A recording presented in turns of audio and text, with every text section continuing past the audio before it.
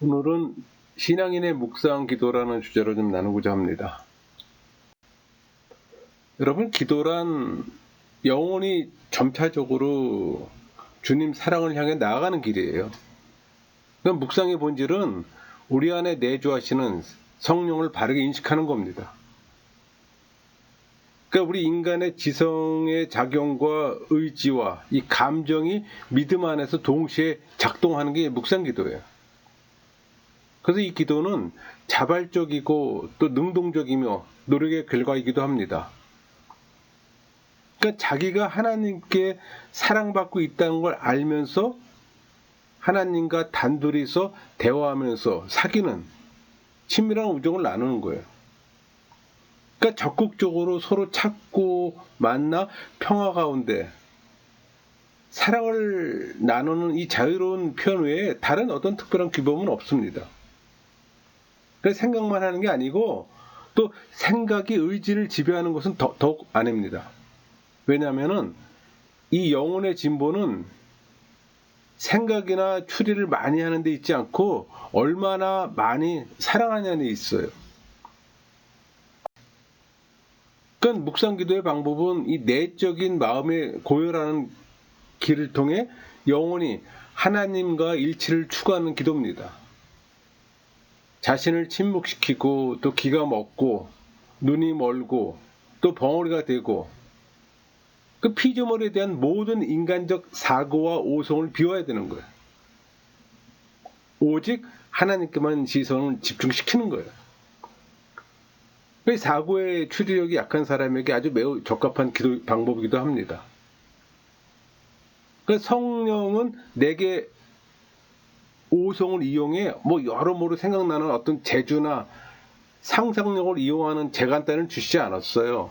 그저 내 안에 계시는 예수 그리스도를 바라보는 데 힘쓰는 겁니다. 그것이 기도 방법이에요.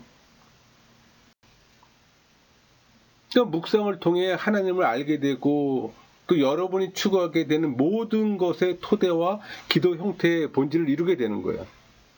그러니까 피조물보다 우리 영혼 안에서 하나님을 발견하는 것이 우리의 소득인 겁니다. 그래서 기도 초기는 어떤 사고와 생각이 없는 상태를 만들기 위해 아무것도 생각하지 말라는 거예요. 그래서 감각적이고 어떤 정신적인 무의 상태를 만듦으로써 자연스럽게 영혼이 하나님을 발견하게 하는 겁니다. 또 묵상의 본질이 작용이 아니에요. 사랑이라는 걸 배우게 되고 살아계신 하나님을 체험하게 되는 거예요. 그러니까 묵상 기도는 자신에게 알맞는 것을 찾기 위해 오랫동안 시간과 인내를 가져야 되는 겁니다. 많은 어려움과 묵상 기도의 중단 등의 고통을 통해 자신의 묵상 방법을 찾게 되고 굳혀나가는 거예요. 여러분, 묵상 기도의 준비는 여러 가지 할 수 있지만 시작에서 가장 기본적으로 해야 할 것은 하나님의 임재를 느끼는 거예요. 그러니까 영혼이 하나님과의 첫 만남의 어떤 현존 수련은 묵상 전체에 중요한 영향을 끼쳐요. 그러니까 다른 기도와 마찬가지로 이 묵상 기도도 겸손히 자기 죄를 뉘우치고 또 양심을 살피는 일부터 시작해야 되는 거예요. 이것이 임재 체험의 첫 수련이에요. 그 일치를 위해 묵상이나 또 다른 기도 안에서만 하나님의 임재를 느끼려 노력하는 것이 아니라 힘이 닿는 데까지 우리 삶 가운데서 노력해야 되는 거예요. 그 다음에는 오로지 하나님께 모두 맡기는 겁니다. 왜냐하면 은혜는 우리 몫이 아니잖아요. 우리 노력이나 능력의 영역이 아니기 때문에 하나님은 우리의 노력을 보시고 노력할 때 주님은 우리를 만나러 오세요.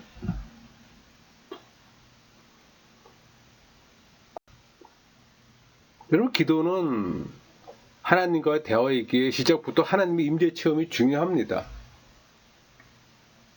그러니까 많은 분들이 묵상에서 시간을 허비하게 되는 것은 묵상 시간의 어떤 훈련이나 수련이 미비하거나 소홀하다는 거예요. 여러분, 임재 체험은 묵상 중에 일어나는 이 분심을 완전히 없애주지는 못하지만 적어도 빨리 이 평온한 마음을 갖게 해줍니다. 그러니까 기도에서 하나님의 임재 체험은 하나님과의 일치의 기본 조건이에요. 특히 우리 안에 내주하시는 성령은 본체와 능력으로 창조주로 현존하세요. 여러분, 묵상기도에 본질적 요소가 있어요. 묵상을 하려면 무엇보다 집중해야 합니다. 집중하는 이유는 하나님께 가까이 가기 위해서는 자신의 이 불완전함과 비참함을 인정해야 되는 거예요. 그 다음에 하나님의 면전에서 진정한 겸손으로 찬송할 수 있을 겁니다. 그래서 기도는 자신을 알므로써 시작되고 끝나야 하는 거예요. 그러니까 묵상의 핵심은 외부 세계에 대해 초연해야 하는 겁니다. 그러니까 묵상 시간에는 보고 듣는 것에 정신이 팔리지 않게 차츰 습관을 들여서 이 고요 중에 머물도록 해야 되는 거예요. 그래서 우리는 이런 기도를 거둠이라고 얘기하기도 해요. 그러니까 영혼이 모든 능력을 거두어들여 자기 안으로 들어가 주님과 같이 있기 때문에. 그러니까 집중하기 위해서 어떤 외적인 감각들, 특히 시각이나 청각의 활동을 거부합니다. 그리고 외부의 사물에서 이 감각을 거두어들이고 모든 걸 모른 채 하는 거예요. 의도적으로. 그때 자기도 모르는 사이에 눈이 잠겨지고 그것들이 보이지 않아요. 영혼의 눈만이 혼이 밝아오는 겁니다. 마음을 한데 모으기 위해 말씀을 이용하는 게 좋아요. 꽃을 보는 것도 도움이 됩니다. 여러분, 침묵과 고독은 하나님의 이 현존을 찾기 위해 내적으로 그 마음을 평정시키고 모으는 기본 조건이에요. 그러니까 외적인 감각의 활동에서 이탈해야 하는 이유는 이 영혼의 내적 활동을 위해서입니다. 그러니까 영혼의 눈을 맑고 밝게 하기 위한 집중은 우리들의 감각들에서 이탈해 영혼 안에서 하나님의 존재를 보다 깊이 뿌리 내리는 데 있어요. 그러니까 하나님과의 대화를 위해 특히 어떤 외적인 것과 정신적인 이탈은 비워지고 이탈합니다. 그러니까 비워지고 이탈하는 만큼 영혼은 하나님께만 주의를 집중하게 되는 거예요. 물론 집중은 우리들의 의지의 노력도 필요하지만 하나님의 은혜가 더 필요해요. 여러분, 묵상에서 성령 하나님은 내 안에 내주하시고 나는 그분 앞에 있다는 것을 의식하는 게 굉장히 중요합니다. 기도하는 영혼이 누구와 무슨 대화를 하는지 모른다면 그건 기도가 아니잖아요. 그 영성 생활은 묵상하는 것만으로도 충분하지 않아요. 일상에서 주님과 개인적인 만남의 체험이 있어야 하는 겁니다. 여러분, 그리스도와의 만남은 그분의 인성 안에서 체험이에요. 그러니까 보통의 사람은 그 오성의 힘을 빌려서 사물을 그려보는 일이 서툴어요. 그러니 눈앞에 있는 것 외에는 상상할 수가 없죠. 그 반면에 어떤 이들은 집중하는 데 도움이 되는 상상력을 갖고 있어요. 그러니까 보통 사람들은 오직 주님의 인성에 대해서만 생각합니다. 그래서 주님을 상상 속에 떠오르게 할 수가 없는 거예요. 그러니 아무리 주님의 아름다움을 서술한 책을 읽어도 헛수고가 되는 거죠. 그냥 검은 게 글씨죠. 흰 게 종이 결과가 되는 거죠. 여러분, 묵상기도에서 상상력을 절대로 배제하지는 않습니다. 묵상에서 자신의 마음속에 그리스도를 느끼도록 권고할 때 그분을 여러분 곁에 모시고 그분이 얼마나 큰 사랑과 겸손을 가지고 여러분을 가르치고 계신지를 그려보세요. 이때 상상력이 필요한 거예요. 또 아름다우시고 자비로우시고 이 눈물이 흥건한 눈으로 여러분을 보고 계시는 그리스도를 한번 상상해 보세요. 여기서 그리스도의 재현은 시각적이고 동시에 지속되는 그리스도의 모습을 살펴보는 겁니다. 그러니까 묵상에서 권고하는 상상은 그리스도의 현존을 믿음 안에서 꿰뚫어 보는 어떤 현실적인 재현이에요. 그러니까 묵상기도에서 인간으로서의 그리스도를 생각하면서 신적인 순수한 어떤 본질에 대한 믿음의 시력을 강조하는 거예요. 그 대신 두 가지 탈선 방법을 배격합니다. 그 하나는 육체를 떠난 어떤 영성의 추상적인 관념과 또 하나는 피상적인 어떤 믿음의 감각적이고 감정적인 열광을 피하는 거예요. 그러니까 예수님께서 기꺼이 살아계심에 대한 어떤 믿음의 확신을 근거로 해서 신성에 대한 성육신의 어떤 진리의 모든 가치를 부여하는 겁니다. 그러니까 시각적이 아닌 신앙적인 체험은 묵상에서 중요해요. 차츰 경험을 통해 나중에는 상상에서 직관으로 변모가 될 수가 있는 겁니다. 그러니까 그리스도의 재현의 체험에서 때로는 그리스도의 곁에, 때로는 그리스도 앞에, 그리고 자신 내면에서 오직 영적인 눈으로만 그리스도의 모습을 봐야 되는 겁니다. 여러분, 묵상의 중심 사상은 그리스도께 대한 어떤 영혼의 시선과 영혼에 대한 그리스도의 시선이에요. 그러니까 하나님과 신앙인의 시선은 실제로 어떤 직접적인 개인적 관계라든가 상호간의 존재의 어떤 현실적 관계를 표현하는 거예요. 이 말은 사랑하는 영혼을 단순히 애정 어린 시선으로 바라본다는 자세를 의미하는 겁니다. 그러니까 영혼이 그리스도의 현존을 살아있는 대상으로 실존적이고 실제적인 방법으로 기도 안에서 직관하는 거예요. 그러니까 기도에 대한 어떤 단순한 정의로 내 안에 계시는 예수님을 바라보는 데 힘쓰는 겁니다. 그래서 하나님의 임재의식이, 현존의식이 중요하다는 얘기예요. 그게 기도의 핵심이에요. 그게 없다면 기도는 종교에 내 그냥 행위에 지나지 않아요. 그러니까 영혼의 시선은 그리스도의 인격 전체를 바라보고 만나는 겁니다. 그래서 영성가들은 사랑으로 바라본다고 말하는 겁니다. 여러분, 기도의 핵심은 하나님과 사랑 이야기를 나누는 시간이잖아요. 하나님 현존 안에 머물고 또 그분과 내적인 만남을 위해 우리의 영혼은 침묵을 깨트리고 꾸밈없이 자기 존재를 송두리째 털어놓는 겁니다. 그 주제는 다양할 수 있어요. 진리, 자유, 사랑. 그러니까 영혼이 하나님과 단둘이서 나누는 대화로서 특징을 갖는 거예요. 때로는 자기의 비참함, 나약함, 가난함에 대해 아무것도 숨기지 않는 어떤 영혼의 진실은 하나님의 사랑을 받는다는 겁니다. 그래서 묵상 중에 그리스도와의 어떤 만남을 유지하기 위해서는 보다 폭넓은 사랑의 관계를 갖는 게 중요해요. 그 말은 하나님을 때로는 아버지처럼, 형제처럼, 자기 상전처럼 대해야 한다는 겁니다. 여러분, 하나님과 마음을 터놓고 대화하는 이 묵상 기도의 형태는 두 가지 모습이에요. 하나는 단순한 어떤 대화의 형태로 마음에서 우러나오는 걸 꾸밈없이 말하는 겁니다. 그러니까 이때 어떤 영혼은 자기의 어떤 마음속에 쌓아놓았던 것들과 또 느낌들을 솔직하게 단순하게 이야기하는데 이때 성령의 이끄심이 있게 되는 거예요. 또 하나는 대화의 형태는 복음을 주제로 하는 대화입니다. 그러니까 이 형태는 우리 인간의 오성의 도움이 의지를 북돋기 위해서는 매우 필요한 방법이에요. 복음을 주제로 한 묵상의 대화는 크게 두 가지 특징을 갖습니다. 하나가 일반적인 주제인 심판이나 하나님 심판이나 천국이나 지옥 등이 아니라 복음의 한 장면을 택한다는 거예요. 이때 묵상의 초보자들은 그리스도 생애에 대해서 묵상하도록 노력해야 되는 거예요. 그래서 성경을 알고 예수님에 대한 생애를 많이 아는 게 도움이 되는 거예요.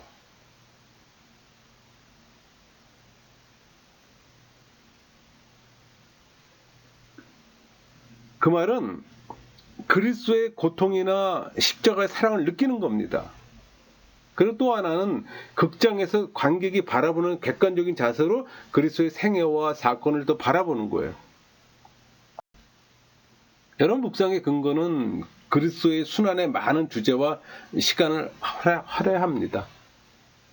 그러니까 복음의 다른 구절들을 선택한 묵상을 인정하지만 거의 대부분 언제나 그리스도의 사랑의 고통으로 되돌아오는 거예요.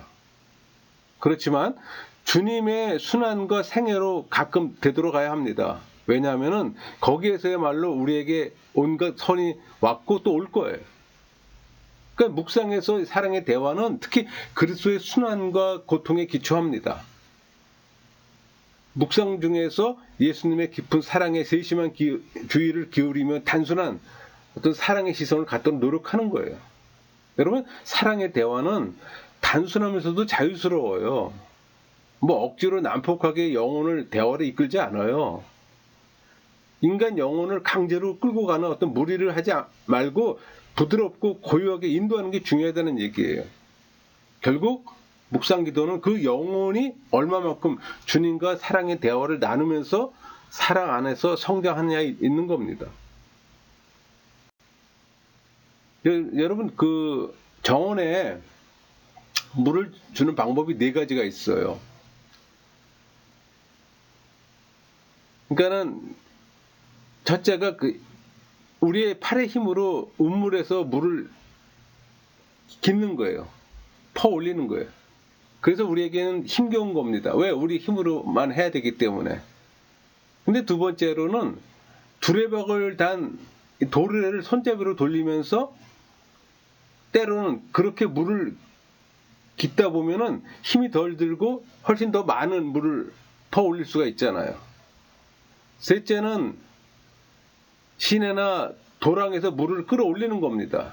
그렇게 하면 짧은 시간에 땅은 더 한층 더 축축해 적셔지고 자주 물을 줄 필요가 없잖아요. 그러니까 정원사의 일은 훨씬 줄어드는 거예요. 그리고 마지막 4번째는 비가 내리는 거예요. 그냥 많은 비가. 이 경우에는 모든 힘든 일을 우리가 하는 게 없잖아요. 오히려 주님께서 하시는 거예요. 이런 단계를 거치는 거예요. 그러니까 첫째 단계의 묵상은 정신과 마음이 외적으로 쏠려 있는 이 감각들을 내적으로 행하게 하는 과정에서 시작하는 거예요. 그러기 위해서는 마음이 고요 중에 머물도록 훈련되어야 합니다. 여러분, 우물에서 물을 길어 올린다는 뜻은 묵상에서 오성을 가지고 기도한다는 뜻이에요. 오성의 도움으로 추리를 하고 한 가지 묵상 주제에서 많은 생각이나 반성을 이끌어낼 수 있는 사람들이라도 주님께서 빛을 전달해 주실 때까지 인내하며 기다립니다. 그러니까 팔의 힘으로 우물을 퍼 올려 정원에 물을 주는 이 첫 번째 단계는 우물 속에 물이 없을 수도 있잖아요. 뭐 있다 하더라도 그 물을 퍼 올리는 고통이 있다는 사실을 상기해야 합니다. 그러니까 묵상을 포기하지 말고 하나님께 대한 전적인 신뢰와 용기가 필요하다는 얘기예요. 그러니까 일상에서 되도록이면 주님 곁에 머물면서 자신의 소망을 여쭙고 스스로 겸손하도록 노력해야 하는 거예요. 그 말은 의롭고 굳건하고 겸손된 마음으로 주님을 섬기고 사랑하도록 노력하는 겁니다. 또 마음의 메마름이나 흩어짐과 잡념이 너무 신경을 쓰거나 실망하지 않고 고통과 죽음을 당하신 주님의 십자가를 두려워하지 않도록 노력해야 되는 거예요. 그러니까 묵상 기도의 초보자들에게는 그래서 그 묵상 기도의 경험 있는 지도자가 필요해요.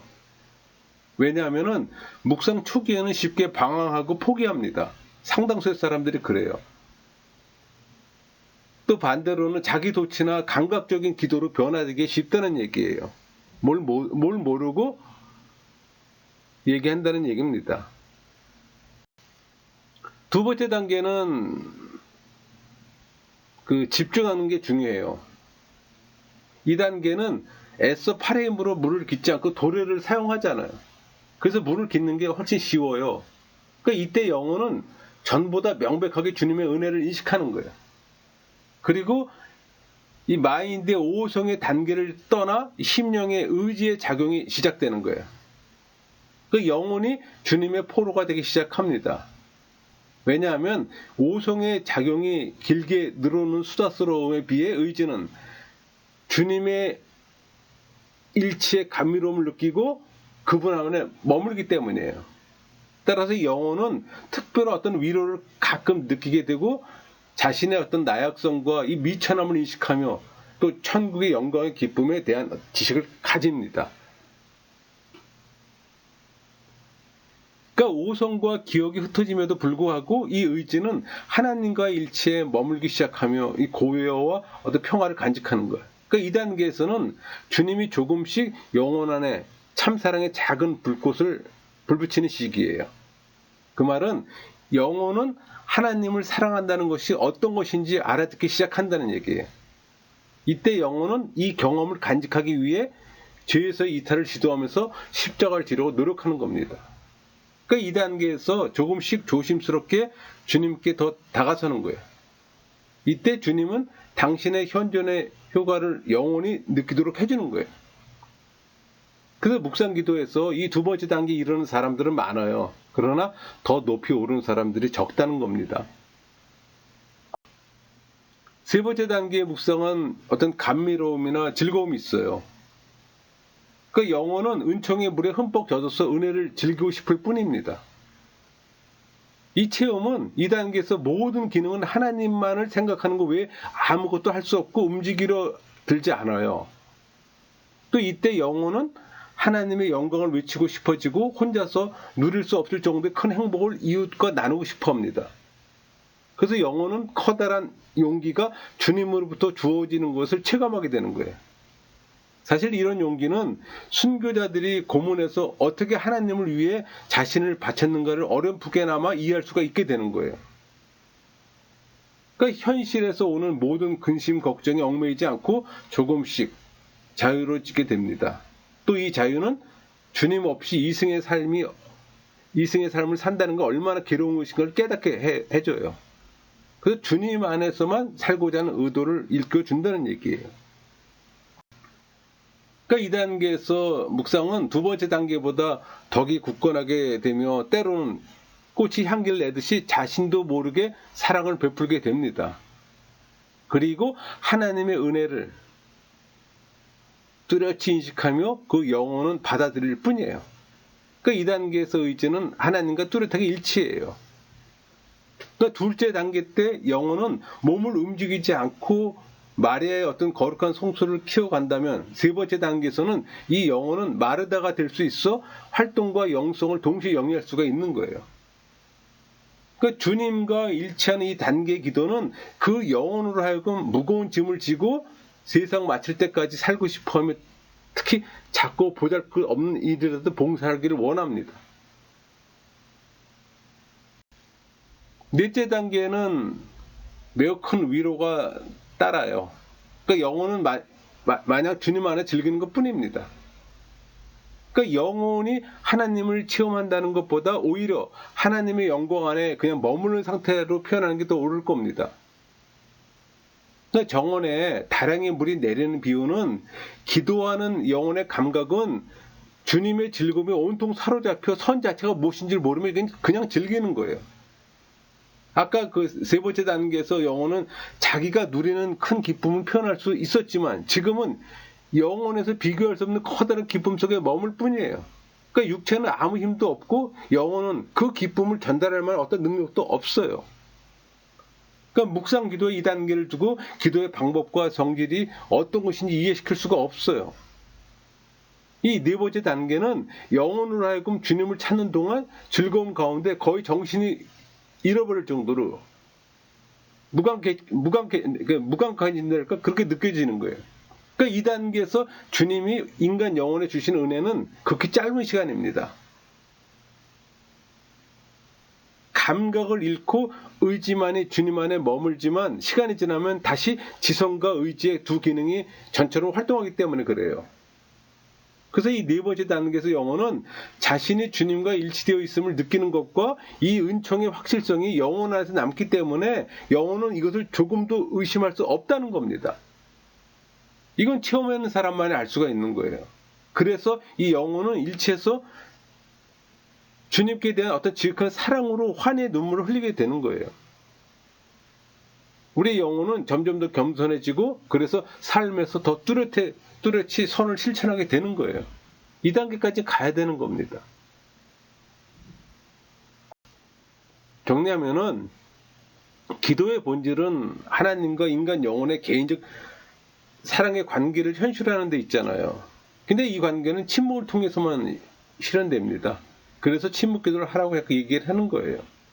이론적이고 보편적이고 일관성 있는 묵상의 특징을 논리적으로 추구하는 것을 묵상기도에서는 요구하지 않아요. 그러면서도 확고한 어떤 교리의 필요성과 진리에 대한 이 지속적 탐구는 또 신학자들이 해야 될 역할이기도 합니다.